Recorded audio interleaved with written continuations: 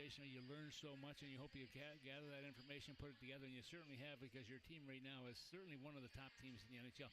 How have you made this team so much better, especially at the trade deadline? Well, we went into this trade deadline. We had a couple injuries.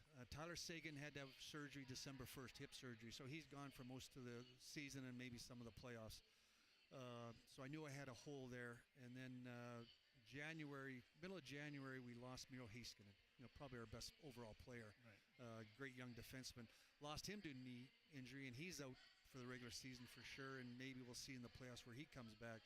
So I knew I had some holes I had to fill. So back in January, just before the Four Nations, made a trade with San Jose for Granlund, Minnesota draft years ago, and then and Cody Ceci, just to fill those two holes. And I thought it was pretty well done. And then we get through the Four Nations, get close to the deadline, and different circumstances happen, and Mikko Rantanen's all of a sudden available.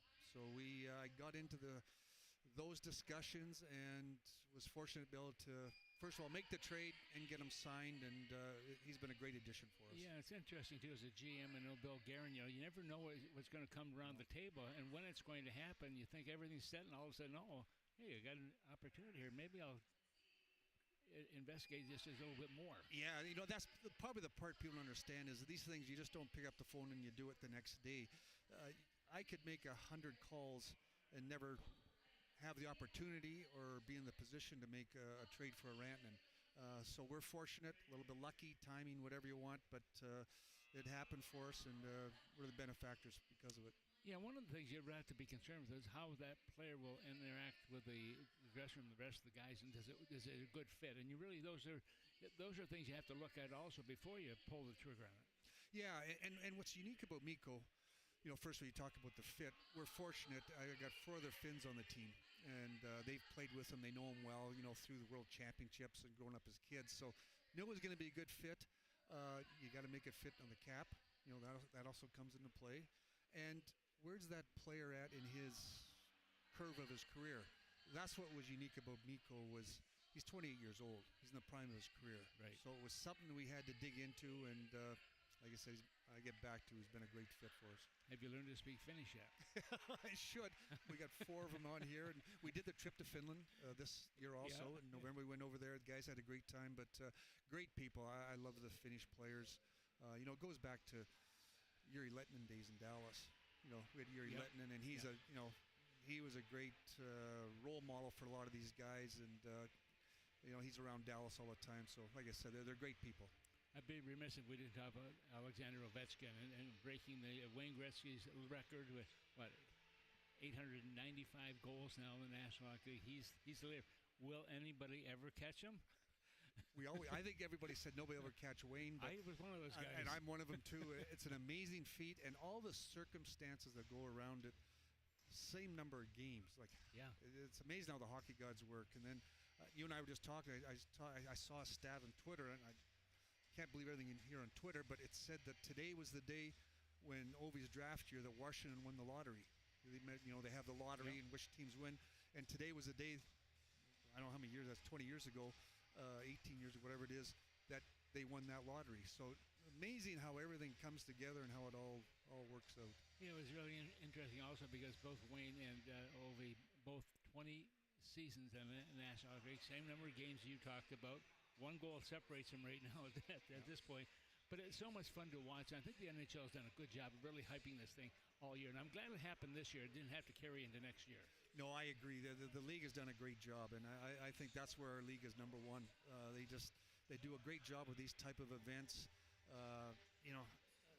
To watch that game in Washington the other night when he was at home and that, to see the excitement and everything going on. And all of a sudden you go to the Islanders and, every ticket now is, jammed, high prices, like just the excitement that this brought to everybody. And it's a real compliment, to Ovi, to Wayne Gretzky. He's such a great mentor for our game and stuff. And we're pretty blessed where our game's at. Yeah, and Wayne was so, I think he was very sound in his approach to it. The fact that, he was happy. It's a record I have. Records are made to be broken, and that was certainly a big one. A big one. And like I say, Wayne, no better diplomat for a game than Wayne Gretzky, over the years and stuff, and just a great man, him and his family and that. So great. It's been a great day. You were getting to the end of the season here, and of course, this is the time you start gearing up for the playoff run and so on. Are you one of those teams that like to rest some of your key players if you're in a good position, or are you still looking to clamor to get that top position? That's a great question, and I've gone both ways with this. Back in my Detroit days, we had Scotty Bowman, and right. We always discussed this, and I don't know what's the right thing to do. I've some years we've done it, and it kind of took our team out of sync. Some years you probably get mad at yourself if you happen to get an injury, somebody gets hurt, but I'm a big. If you got somebody banged up, I think sit them out. But other than that, I think you need everybody playing. These guys, Tom, these players. They're thoroughbreds. They want to play the game. And unless we got somebody banged up, I think our plan is just keep playing. We still got a chance to catch Winnipeg. If we win out.